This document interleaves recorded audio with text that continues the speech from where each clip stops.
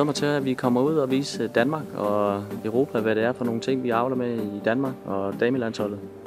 Det har været en lang proces, hvor vi har klædt pigerne på sådan rent fysisk, og nu arbejder vi også mentalt, og selvfølgelig en masse gymnastisk i forhold til at komme ud og gøre det godt.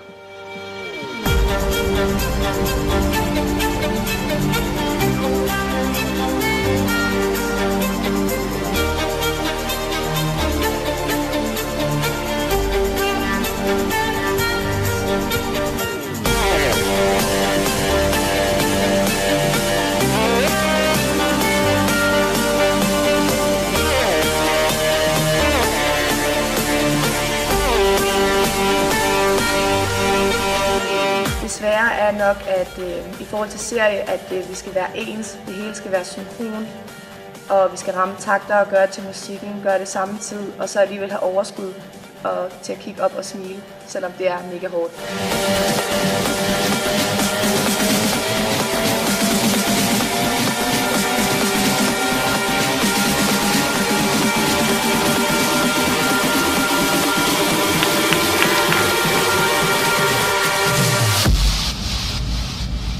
Lige nu er vi i gang med at bygge damelandsholdet op og gøre dem helt klar til den opgave, som de skal stå med her til EM om 4 uger.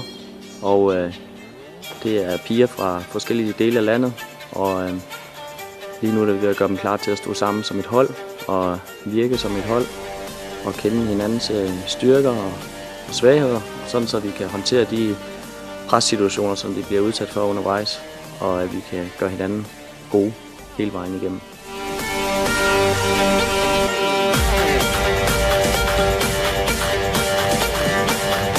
Det kræver rigtig meget træning og selvdisciplin, og at man kæmper for tingene.